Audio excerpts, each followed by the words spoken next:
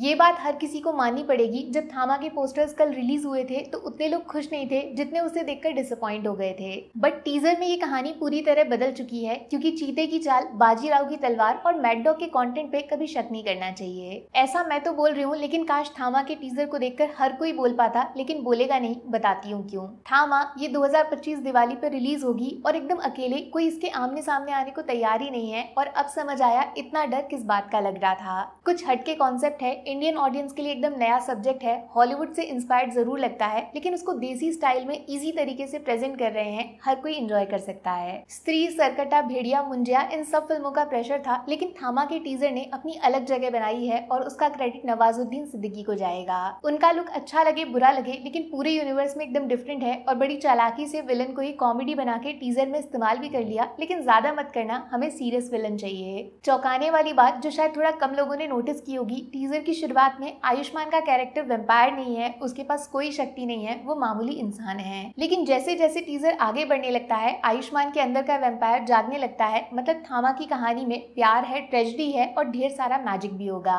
रश्मिका को सबसे ज्यादा दिखाया है टीजर में, और शायद इनके पास ही वो जादुई ताकत है जिसने इनके मरे हुए आशिक को दोबारा जिंदा कर दिया, लेकिन एक वेम्पायर के शरीर में। थोड़ा अजीब सा लग रहा है बोलने में। रश्मिका कमाल की है, लेकिन उनका ड्रेस कुछ फिट नहीं हो रहा, जहाँ ध्यान नहीं जाना चाहिए वहाँ जा रहा है। कैरेक्टर से ज्यादा एक्टर नजर आ रहा है। वैसे मलाइका अरोरा भी है टीजर में। मतलब मैड डॉग अपने कैची आइटम सॉन्ग्स की स्ट्रीक को और आगे बढ़ाएगा। कोई तड़कता भड़कता गाना फिल्म में फिर से डाला जाएगा। 109 सेकंड का सिर्फ टीजर है, ट्रेलर नहीं है, इसीलिए सब कुछ दिखा भी नहीं सकते थे और थोड़ा बहुत बिना छुपाए दिखाना भी था। जैसे प्रहलाद चा को दिखाया, लेकिन परेश सर को दिखाया कम, छुपाया ज्यादा। लेकिन वीएफएक्स, स्पेशल इफेक्ट्स पे बहुत काम करना पड़ेगा। मुंजिया तो एक 100% सीजीआई कैरेक्टर की फिल्म थी, इसीलिए वहाँ इतना ध्यान नहीं गया, लेकिन थामा के विजुअल्स और अच्छे होने चाहिए थे। दूसरा, कुछ पब्लिक इस टीजर को क्रिंज कैटेगरी में भी फिट कर सकती है। उनके हिसाब से अंग्रेज करेंगे तो कूल और इंडिया ने ट्राई किया तो फूल। और इसमें थोड़ा बहुत कंट्रीब्यूशन फिल्म के टीजर का भी है, क्योंकि जिस तरह रहे ना रहे हम सॉन्ग के साथ थामा को इंट्रोड्यूस किया था, वो छोड़ के टीजर में पीछे कुछ भी म्यूजिक बजा रहे हैं, कोई इमोशन फील ही नहीं हुआ, जिस वजह से टीजर नकली सा लग रहा है। काफी लोग इससे कनेक्ट नहीं कर पाएंगे।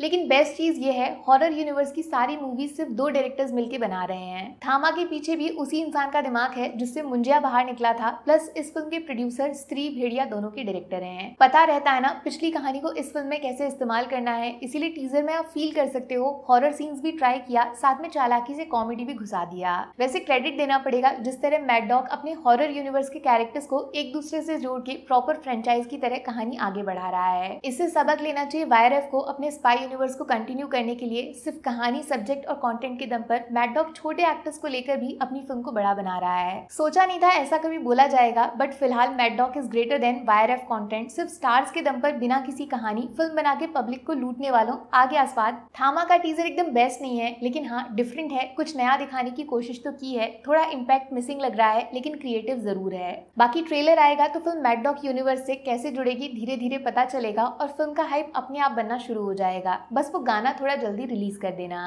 पब्लिक जी, थामा के लिए येस और नो, मैड डॉग पास या फेल, कमेंट कर दो सच्चे वाले दिल से। Take care, bye bye.